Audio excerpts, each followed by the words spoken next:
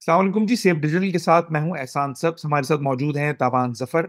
हम आज बात करेंगे पहलगाम हमले के ऊपर। कहते हैं जी 26 लोग इस हमले में जिनकी जानें ज़ाय हुई हैं, इनमें ज़्यादातर टूरिस्ट हैं और नेवी का, इंडियन नेवी का भी एक अहलकार बताया जा रहा है।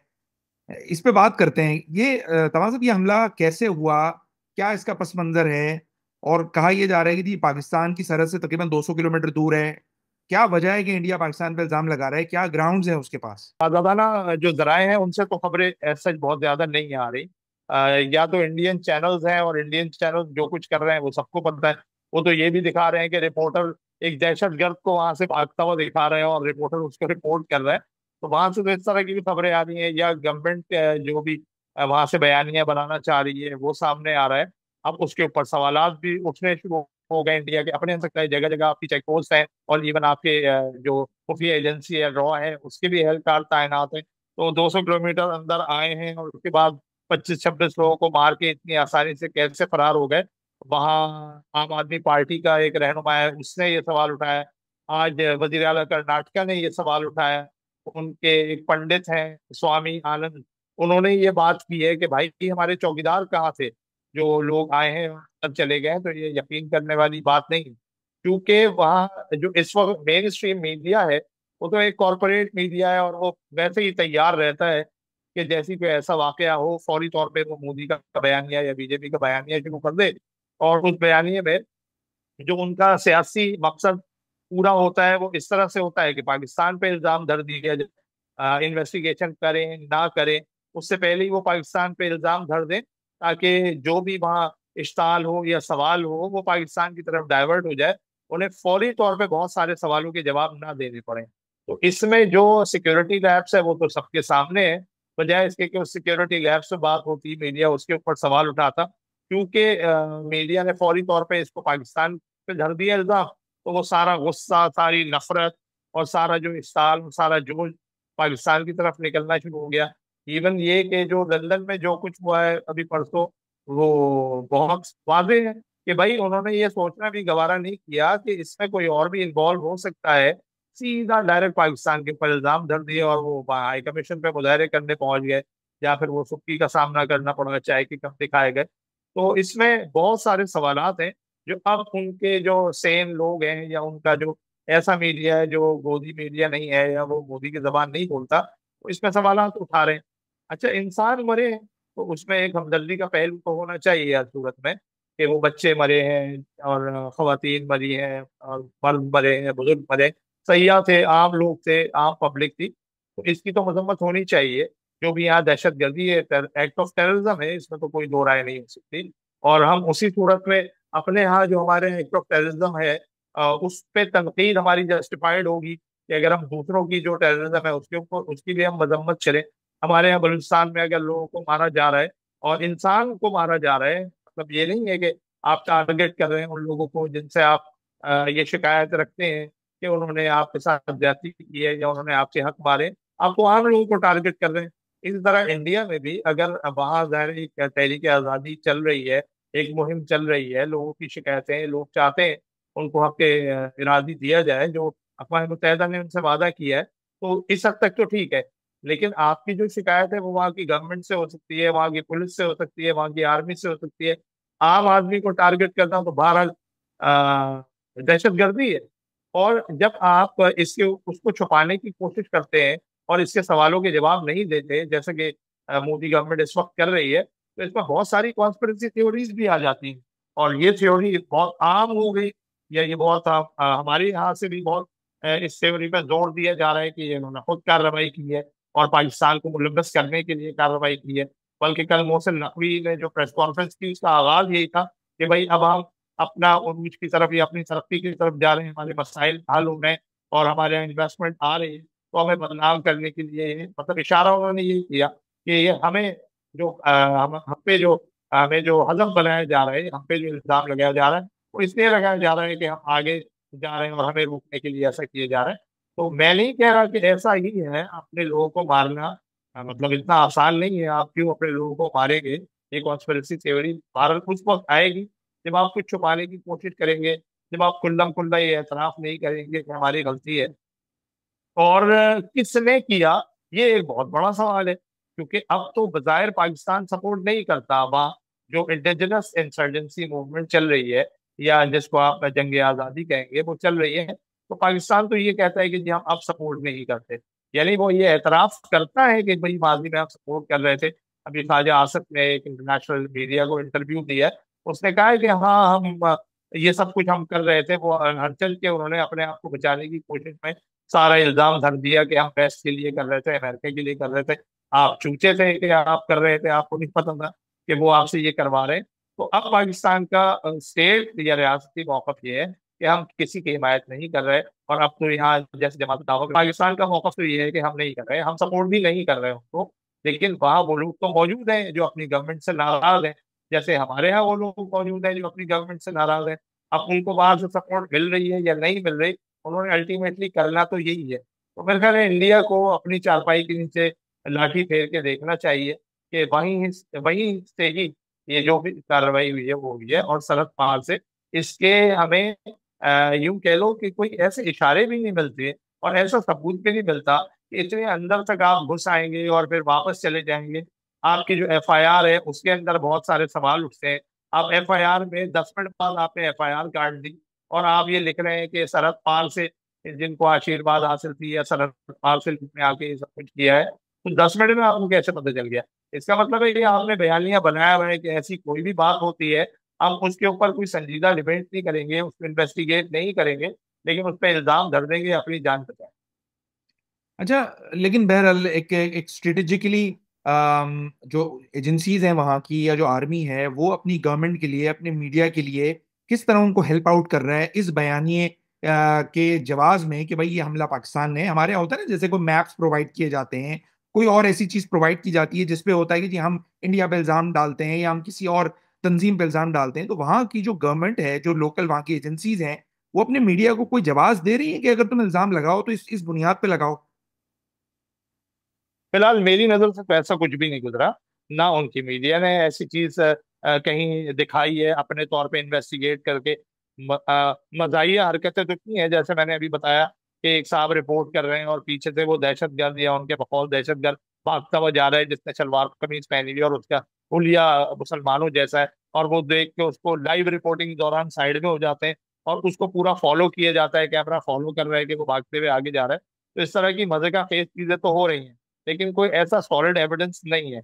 इंडिया की जो एजेंसीज हैं या जो इंडिया की गवर्नमेंट है वो अपने मीडिया को कोई ऐसा एविडेंस प्रोवाइड नहीं कर पा रही जिसकी बुनियाद पे वो कोई कॉन्क्रीट बात करें।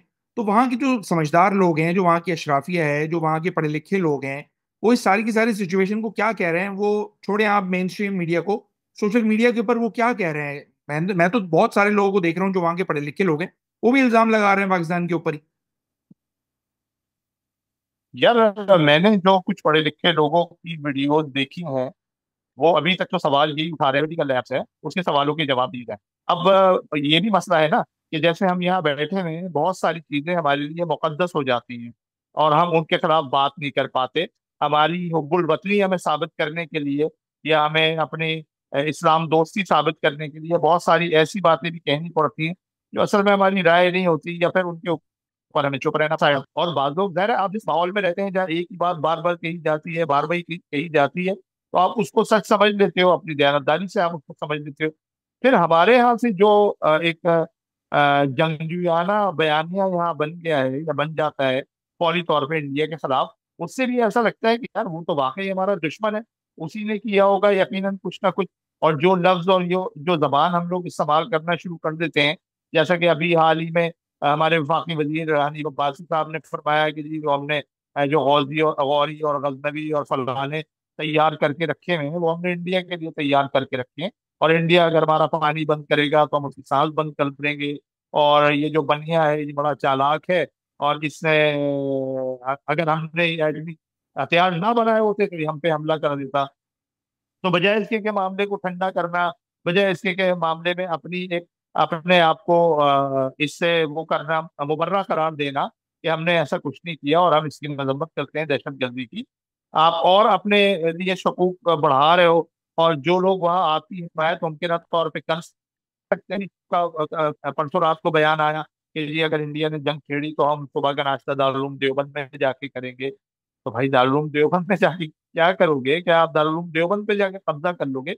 मतलब इस तरह के जो रिटॉरिक्स हैं, और ऐसे लोग जो मीडिया पे नजर आते हैं या जिनकी पॉलिटिकल एक अहमियत है, वो जब ये कहते हैं तो वहां भी ऐसे लोगों के लिए या तो गुंजाइश कम हो जाती है, या फिर वो भी एक रद्द अमल के बयानिए में आ जाते हैं। तो ये सारा मामला रद्द अमल के बयानिए का चल रहा है। अच्छे अच्छे पढ़े लिखे लोग भी, समझदार लोग भी, बजाय इसके कि मामले को ठंडा करें और बजाय इसके कि वो इंसानी तनाजुर में चीजों को लेके जाए, वो एक मखसूस किस्म की मैं तो उसको जाली गुलवत्ती कहूंगा, जिसमें इंसान दोस्ती नहीं है, अड्डों में आप बह जाते हैं। लेकिन बार उसके बावजूद, जैसा कि मैंने कुछ तुमसे जिक्र किया कुछ लोगों के नाम, और वो हम डाल भी सकते हैं इस पॉडकास्ट में, वो ये सवाल उठा रहे हैं।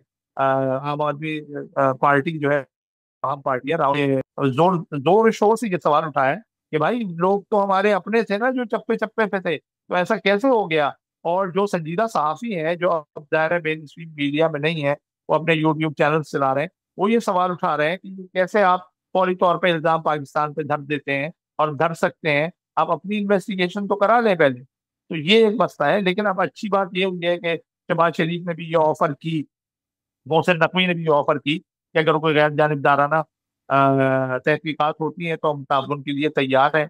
और ये एक अच्छा एक पॉजिटिव साइन है। और बल्कि मोहसिन नकवी ने कहा कि हम अब बॉल भारत की उसमें है, कोर्ट में, कि वो क्या करता है। और बल्कि कल मैं कहीं देख रहा था कि मसूद खान से रबे हमने फिर वज़ीर आज़म शहबाज शरीफ को भी फोन किया, तो कुछ आवाजें हैं वो उठ रही हैं। बल्कि वो वज़ीर आला कर्नाटका का तो बयान मुझे याद आ रहा है, उसने कहा कि उसके बाद जो ऑल पार्टीज कॉन्फ्रेंस हुई है तो मोदी ने एतराफ किया कि भाई ये हमारा इंटेलिजेंस फेलियर था, तो आपको पता नहीं था कि वहाँ क्या हो रहा है क्या नहीं हो रहा। तो एक चीज का एतराफ किया तो हो सकता है कल को दूसरी चीज का भी एतराफ कर ले, और कई चीजों का एतराफ कर ले। हो सकता है कि जंगल के अंदर 15 लोग छुपे हुए हैं और वो असला लेके आते हैं। फिर उनकी जो बॉडी लैंग्वेज बताई जा रही है, जो वहां के लोगों ने कहा कि जी वो उन्होंने मजहब का पूछा, तो वो बज़ाहिर लग ये रहा है कि एक प्लान है। फिर ये खबर ये भी आई थी कि उसके अंदर वो असला इस्तेमाल किया गया है जो बलूचिस्तान में जो ट्रेन अटैक था। वल्लाह आलम, मुझे ठीक से मालूम नहीं है, लेकिन ये आई थी ये बात कि वो असला भी उनके पास से मिला है, या जो बुलेट्स मिली हैं वहां से वो उस असले से फायर की गई हैं, जो मुमकिन तौर पे वही असला था जो बलूचिस्तान में। तो था तो ये कोई ग्रुप, और अगर ऐसा कोई ग्रुप वहां पे है, एग्जिस्ट करता है, तो उसकी पुष्टपनाही कौन कर रहा है, उसके क्या मकासद हो सकते हैं। जैसे हमारे यहाँ भी फेक स्टोरीज होती हैं, हमारे यहाँ भी टेली स्टोरीज होती हैं, इसको इश्ताल अंगेजी फैलाने के लिए, सनसनी फैलाने के लिए। और उन्होंने ये देखा कि जी वो बलूचिस्तान में ऐसा हुआ है कि पंजाबी पूछ के उसको मार रहे हैं, तो उन्होंने कहा चलो ये हम भी इस्तेमाल कर लेते हैं। उसकी तो बिल्कुल एक तरदीद सी आ गई थी। किसी ने भी जो वहाँ ऐनी शाहिद थे या जो विक्टिम्स थे या जख्मी थे या और लोग थे जो बच गए थे, हर शख्स ने इसकी तरदीद की, ऐसा कुछ भी नहीं था। और लोगों ने देखा भी नहीं उनको, वो किस तरह से आए और किस तरह वो वहां से भाग गए फायरिंग करते हुए। एक अंदाजन फायरिंग उन्होंने की, तो लोगों ने इस तरह उनको देखा भी नहीं कि वो बाकायदा उनकी कोई शनाख्त कर सकें या उनके स्केच बनवा सकें। ऐसा कुछ भी नहीं हुआ है। अच्छा, जो ये छापामार हमले होते हैं ना, वो इसी तरह से होते हैं कि आपने प्लानिंग तो जाहिर है की होगी, कुछ रैकी वैकी आपने की होगी, लेकिन आप जमा होते हैं और 15-20 से जितने भी वो लोग होंगे वो आए होंगे, और उन्होंने हदफ के बगैर फायरिंग शुरू कर दी होगी, अंधाधुंध फायरिंग कर दी होगी। ज़ाहिर है कोई टारगेट किलिंग तो कर नहीं रहे कि वो लोगों को देखें और उनको मारे। तो उन्होंने फायर किया और वो मिनटों सेकंडों में वहां से भाग भी गए। ये समझ लो ये 15 मिनट के अंदर अंदर या 20 मिनट के अंदर ये पूरा एपिसोड हो गया था। तो ऐसा नहीं था कि उन्होंने उनको हॉस्टेज बनाया और उसके बाद उनके ऊपर फायरिंग की। जो FIR है उसमें भी यही है कि भाई ये 20 मिनट में या 10-15 मिनट में ये वाकया हुआ है और वो होके चल दी है। मतलब असला तो मिल जाता है, आराम से मिल जाता है। वहां भी असला के स्मगलर बैठे हुए होंगे, उनका अपना भी कोई सेटअप बनाया हुआ होगा उन्होंने। ये बिल्कुल जरूरी नहीं है कि पाकिस्तान से लोग गए होंगे, पाकिस्तान के जरिए उनको असला मिला हो। उनके पास होगा, वो मुसलसल लड़ रहे हैं, भारतीय फौजियों से भी लड़ रहे हैं, पुलिस से भी लड़ रहे हैं, हो सकता है उनका छीना हुआ असला हो। और जो तुम जैसा कि कह रहे हो कि जी वो बलूचिस्तान में भी कोई असला इस्तेमाल हुआ है जो यहाँ भी इस्तेमाल हुआ है, तो हो सकता है कि ये उन्होंने वहीं से फौजियों से छीन लिया हो ये असला। और लेकिन हो सकता है यार ठीक हो, लेकिन इसका बहुत ज्यादा शोरा नहीं हुआ। वरना मेन स्ट्रीम मीडिया में मैं काम कर रहा हूँ तो ये भी खबर हो सकता है हम चला देते या कहीं ना कहीं से हमें पता चल जाती। ऐसा नहीं हुआ है। और वो बात तो बिल्कुल ही खैर झूठी है कि उन्होंने पूछा कि आपका मजहब क्या है और फिर उन्होंने मारा है। हर तरफ से इसकी तरदीद आ गई है, ये बिल्कुल फेक स्टोरी। अच्छा, अब ये जो हमला हुआ है, जो सारी सूरत हाल है, ये कैसे वक्त में हुआ है कि जब एक गजा का मामला इतना उठा हुआ है और हमारे मुल्क में लोगों ने उसको इतना सीरियस लिया हुआ है, मुजाहरे हो रहे हैं और हर एक के दिल पे एक बोझ है कि यार हम रोजाना ऐसी सूरत हाल देखते हैं कि लोग मर रहे हैं। फिर इस तरह इससे पहले हमने यूक्रेन में भी देखा, यानी पिछले 1 डेढ़ साल से हम मुसलसल एक दो महाजों में कत्लो गारतगरी देख रहे हैं। लेकिन उसके बावजूद जब पाकिस्तान और इंडिया की जंग की बात आती है तो लोग उसको मजाहिया अंदाज में लेना शुरू कर देते हैं। यानी वो उनको ऐसा लगता है कि जैसे अगर कोई मिसाइल गिरे भी तो उनको दर्द ही नहीं होगा, या उनका खून ही नहीं निकलेगा, या उनका घर ही तबाह नहीं हो सकेगा। और किसी हद तक मेरे ख्याल में दुनिया ने भी ऐसा उसको मजाक लेना शुरू कर दिया। जैसे डोनाल्ड ट्रंप ये कह रहे हैं कि ये तो 1500 साल से आपका ये मामला जारी है और आप लोग तो कभी सीरियस ही नहीं होते। तो क्या वाकई हमारा तनाजा एक मजाक बन गया है लोगों के लिए, हमारे अपने लिए? क्या ऐसा नहीं हो सकता कि खुदा ना खास्ता कभी जंग हो गई तो हमें यकीन ही नहीं आएगा कि वाकई हमारे ऊपर भी कोई जंग मुसल्लत हो सकती है?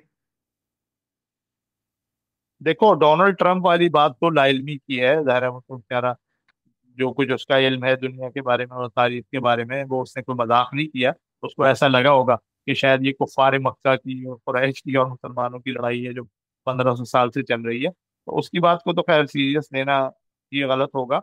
हाँ, ये एक सवाल है, ये इसके ऊपर बात होनी चाहिए, इसके ऊपर रिसर्च होनी चाहिए कि ये हम अब सीरियस क्यों नहीं लेते हैं। शायद हम पहले भी ना लेते हो। जो आखिरी जंग हुई हो मेरी और तुम्हारी पैदाइश से पहले की हुई है 71 की, तो हमें नहीं पता कि उस वक्त माहौल क्या था और उस वक्त किस किस्म के लोगों के जज्बात होते थे।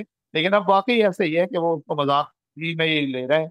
और शायद लोगों को ये अंदाजा भी है कि जंग नहीं होगी, क्योंकि दोनों एटमी ताकतें हैं और एटमी ताकतों के दरमियान जंग होना कोई बच्चों का खेल नहीं होता। कहीं एक भी पटाखा आपका चल गया तो पूरे खित्ते के लिए तबाही का सबब बनेगा। छोटी मोटी सरहदी झड़पें होती हैं, या कभी किसी ने जहाज अंदर भेज दिया, कभी आपने अभिनंदन को गिरा दिया, कभी उन्होंने कोई और दावा कर दिया, इस तरह के तो सिलसिले चलते रहेंगे। लेकिन फुल फ्लैश जंग होने का इम्कान बहुत कम है, बहुत कम है। शायद इसका भी लोगों को एहसास है, या कोई और ऐसी बात है कि हम और वो इतने करीब हैं, मिजाजन इतने करीब हैं, एक दूसरे की जबान समझते हैं, एक दूसरे का कल्चर हमें पता है, हम देख रहे हैं कि वहाँ क्या हो रहा है, यहाँ क्या हो रहा है। तो इस वजह से भी हमें नहीं लगता कि यार वो कोई ऐसा दुश्मन थोड़ी है कि आपको बिल्कुल फना कर देगा, आपको बिल्कुल खत्म कर देगा। वो तो ऐसे ही है जैसे पड़ोसी से आपका झगड़ा चल रहा होता है, कभी पानी बंद करने पे, कभी कचरा उठाने पे, कभी किसी और चीज के ऊपर, तो वो आपका मुंह जबानी लड़ाई हो जाती है। बहुत शाज़ व नादिर ऐसा होता है कि कोई गल निकाल के दिया है और अपने पड़ोसी को ही उड़ा दे, वो तो कोई नफसियाती मसला हो सकता है। तो ऐसा लगता है कि शायद यहाँ भी कुछ ऐसी सूरत हाल है कि हम उन्हें अपने ही जैसा समझते हैं। तीसरी एक बात ये हो सकती है जो ज्यादा संगीन मामला है, कि हमारे पास अब खोने के लिए कुछ भी नहीं है। मतलब इस तरह की भी मीम्स बन रही है कि इंडिया हमारा क्या पानी बंद करेगा, कराची में तो पानी आता ही नहीं, या इंडिया हमें क्या तबाह करेगा, हम तो पहले से तबाह हाल है। तो लोगों लोगों के पास बहुत कुछ है नहीं खोने के लिए, तो अब वो ये मजाक ही कर सकते हैं। हाँ, इंडिया में जो कुछ माहौल नजर आ रहा है वो बड़ा जेंगुइज्म का माहौल नजर आ रहा है, वो बड़ा एक मुतकब्बिराना माहौल नजर आ रहा है, वो सामने वाले को जलील करने का और अपने से नीचा समझने का माहौल नजर आ रहा है। और उसके उनके पास जवाब भी हैं, उसके पास उनकी वजूहत भी हैं। ज़ाहिर है इकोनॉमिकली वो हमसे बेहतर हैं और बहुत सारी चीज़ों में वो हमसे बेहतर हैं। तो वो उनके यहाँ तो ये है कि अगर जंग हो जाती है, मेरा ख्याल है कि उनके बैक ऑफ द माइंड में है कि अगर जंग हो जाती है तो हमारे पास होने के लिए बहुत कुछ है, या हम इसको इसके मुतहम्मिल नहीं है जंग करने के। इससे वो इसके मामले में सीरियस भी हो रहे हैं, और वो ये भी दिखाना चाह रहे हैं कि जी हम मतलब कि किसी तरह से भी हम पीछे नहीं हटेंगे, और अगर हमें आपको मारना पड़ा या आपको खत्म करना पड़ा, आपको बूंद बूंद को पानी को तरसाना पड़ा, तो हम आपको तरसा देंगे। एक ये भी होता है कि ये भी नफ्सियात होती है कि यार इसने मुझे मारा कैसे, तो ये नफ्सियात भी आपको गुस्सा दिला रही होती है, ये नफ्सियात भी आपको जज्बाती कर रही होती है, ये नफ्सियात भी आपको बदला लेने पे उकसा रही होती है। क्योंकि वो लोग जो इस तरह की नफ्सियात या रद्द-ए-अमल की नफ्सियात का वहां शिकार है, वो पूरे यकीन से ये समझते हैं कि ये पाकिस्तान ने हमला किया है और घुस के हमला किया है। मतलब उनकी फिल्में बताती है कि हम घुस के मारेंगे, लेकिन यहाँ तो ये हो रहा है बार बार पाकिस्तान घुस के मार रहा है। तो ये एक गुस्सा भी है, एक इश्ताल भी है, एक यूं कह लो बेबसी भी इसके अंदर आप कह सकते हैं। तो उसकी रद्द-ए-अमल की नफ्सियात में ये सारा कुछ वहां हो रहा है। अच्छा, ये पानी की जो आपने बात की, अब इस पे हम बात कर लेते हैं। कल ये जो जेहलम में करेला छोड़ा गया है, ये पहले भी होता रहा है। क्या अभी इस वक्त ये फील हो रहा है कि जी ये भारत ने जो है, क्या पाकिस्तान ऐसा नैरेटिव बना रहा है कि भारत ने पहली जो धमकी दी थी उसके बाद उसने रद्द अमल शुरू कर दिया है और वो आगे भी करे? या फिर ये कई जगहों में मैंने पढ़ा है कि ये नॉर्मल था, भारत इससे पहले भी बगैर बताए कई दफा छोड़ चुका था। तो ये जो जेंगोइज्म पानी को लेके है, ये हमारे लिए कितना खतरनाक है, क्योंकि हम उस टेक्नोलॉजी के दौर में रह रहे हैं जहां पे 2 ढाई 3 साल में 3 4 डैम बनाना कोई इतना मुश्किल काम नहीं है। यार 2 ढाई 3 साल में बन सकते होंगे डैम, लेकिन वहाँ जो बात चल रही है, जो और जो आबी माहिरीन है, वो इसको कोई फीजेबल, लेकिन कोई सही था कि ये एक नॉर्मल रवैया है दरिया का, और इस सीजन में पानी चढ़ जाता है, और उस दिन तौर पे तैयार थे, लेकिन बाद में फिर हमने भी उसको बयानिया बना दिया। वो कहाँ से आया, हमने छोड़ दिया। अब ये दो तरह के बयानिए बनाए गए। एक तो ये बनाया गया कि गोया इंडिया ने यहाँ भी दहशत गर्दी की है, और सिंताज मुआहदे के मुताबिक उसे पहले से इन्फॉर्म करना होता है कि हम रेला आपका छोड़ रहे हैं। उसे इन्फॉर्म नहीं करके हमें खतरे में डाला। और दूसरा बयानिया ये बनाया गया, देखो इंडिया तो मजबूर है, वो कर ही नहीं सकता, वो हमारा पानी रोक ही नहीं सकता, और उसको अल्टीमेटली पानी यहाँ छोड़ना पड़ा। लेकिन अब भी मेरा ख्याल यही है कि वो इब्तदाई खबर ज्यादा दुरुस्त थी कि इस सीजन में कुछ ग्लेशियर्स पिघल रहे होते हैं, तो पानी बढ़ जाता है, और वो खुद ब खुद नेचुरली पानी का बहाव तेज हो जाता है। तो मेरा ख्याल ये है कि यही इसमें बेहतर यानी इसका जवाब हो सकता है, या बेहतर इसका जस्टिफिकेशन हो सकती है। जहां तक दरिया सिंध का पानी रोकने का सवाल है, वो अब रोकने का तो खैर शायद उन्होंने भी नहीं कहा, मैंने कहीं नहीं पढ़ा। वो बात उन्होंने ये की थी कि हम शिमला मुआहदा मुअत्तल कर रहे हैं। मतलब उन्होंने ये भी नहीं कहा कि हम शिमला मुआहदा खत्म कर रहे हैं। तो शिमला मुआहदा कह रहा हूँ, सॉरी, सिंताज मुआहदा मुमताज। हम मुअत्तल कर रहे हैं। तो सिंताज मुआहदा मुअत्तल करने का मतलब तो ये भी है कि जी हम जो आपको पहले से बता देते थे कि इस वक्त पानी की मकदार क्या है, या पानी का बहाव कितना है, पानी की शिद्दत कितनी है, जो भी वो टेक्निकल चीजें होती होंगी, वो हम आपको नहीं बताएंगे। ये सिंताज मुआहदे में ये मौजूद था। या फिर सिंताज मुआहदे में ये भी मौजूद है कि हम आपको कितना पानी छोड़ेंगे, कितना पानी देंगे, कितना पानी, चीजें हैं सिंताज मुआहदे में। तो जो पानी अगर वो रोकते हैं तो वो तो इतना फीजिबल फिलहाल नहीं है उनके लिए भी। वो पानी लेके भी जाएंगे तो कहाँ लेके जाएंगे? और अगर उन्होंने किसी और डैम से उसको रोकने की कोशिश की, तो अभी बीबीसी की भी परसों रिपोर्ट आई है कि भाई उनके अपने बालाई इलाकों में सैलाब आ जाएगा। यानी अगर वो पानी वहाँ बगैर इत्तला के पाकिस्तान की तरफ छोड़ देते हैं, तो उनके बालाई इलाकों में सैलाब आएगा। अगर पाकिस्तान में सैलाब आया तो पाकिस्तान को भी नुकसान होगा, तो उनको भी नुकसान होगा। और अगर वो पानी रोकते हैं, तो उनका जो ऊपर ब्रह्मपुत्र है वो चाइना से आ रहा है। अगर चाइना ब्रह्मपुत्र रोक देता है बीबीसी की रिपोर्ट के मुताबिक अपने दोस्त की मदद के लिए, तो उनकी जमुना नदी सूख जाएगी। तो ये शायद इतना आसान नहीं होगा, और वो एक इंटरनेशनल मुआहदा है। और हमारे यहाँ जो लॉयर्स और दूसरे मामले को जानने वाले लोग जो बात कर रहे हैं, वो कह रहे हैं कि इंटरनेशनल मुआहदा आप एक तरफा तौर पे थोड़ा ही आप खत्म कर सकते हैं। आप ये आलमी अदालत में चले जाएंगे तो वो मामला उनका उड़ जाएगा, तो उसमें उनको हजीमत का सामना करना पड़ेगा। तो अब जो सूरत हाल बन रही है, उससे ऐसा लग रहा है कि दरिया का पानी नहीं सूखेगा। दरिया सिंध का पानी या पाकिस्तानी दरियाओं का पानी वो नहीं रोक सकते।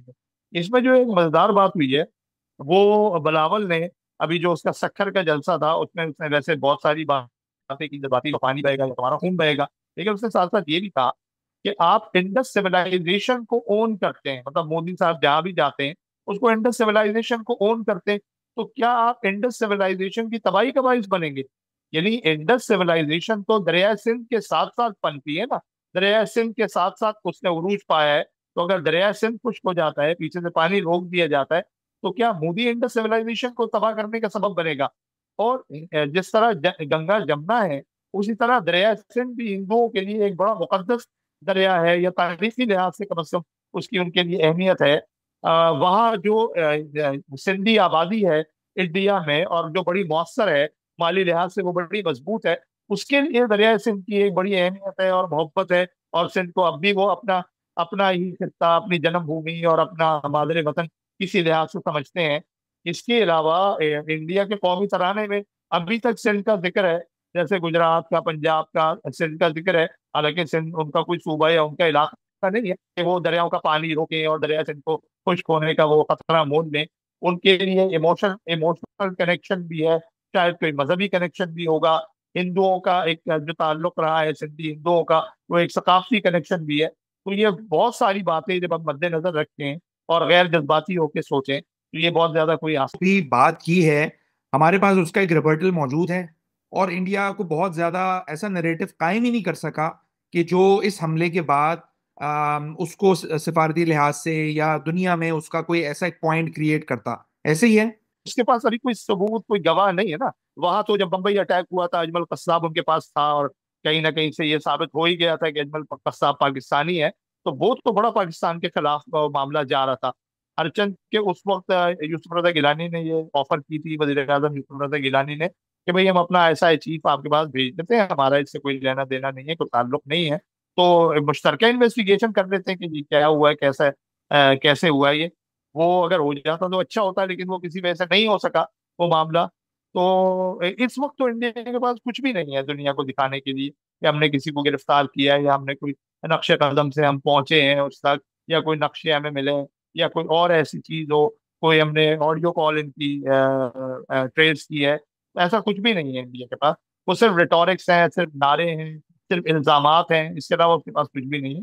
तो मुझे ऐसा लग रहा है कि ये मामला जो है वो जाहिर है किसी जंग की तरफ तो नहीं जाएगा, लेकिन यानी जो पाकिस्तान की ऑफर है उसके बाद वहाँ उनका शायद कुछ गुस्सा भी कम हो जाए, और कोई सेंसेबल वहां से बात चले, और मामला को हल करने की तरफ जाए। क्योंकि उनको पता है पाकिस्तान ने भी दहशतगर्दी से शदीद नुकसान उठाया है, और आज तक पाकिस्तान दहशतगर्दी से शदीद नुकसान उठा रहा है।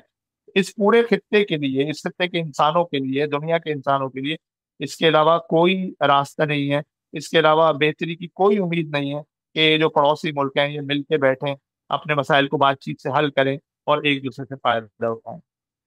बिल्कुल ठीक है, मेरे ख्याल में इसको समअप करते हैं आज के हम सेशन को।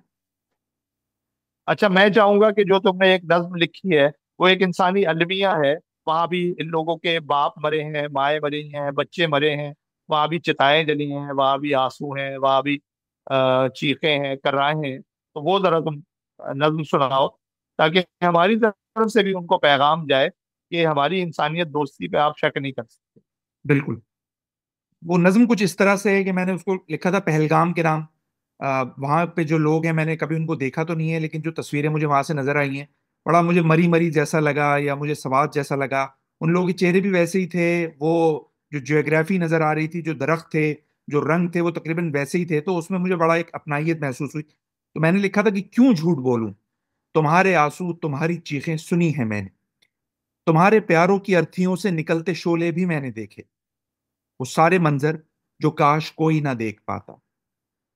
उसे एक लड़की का अपने खाविंद की लाश तकना, उसे एक बेटे का यूं सिसकना के बाप ही तो जहां था उसका, मक्का था उसका जो जलते देखा। वो दोस्त जिसने था पूरा करना अधूरा वादा, बहुत दुखी था। महल्ले वाले भी गम की तस्वीर बने हुए थे।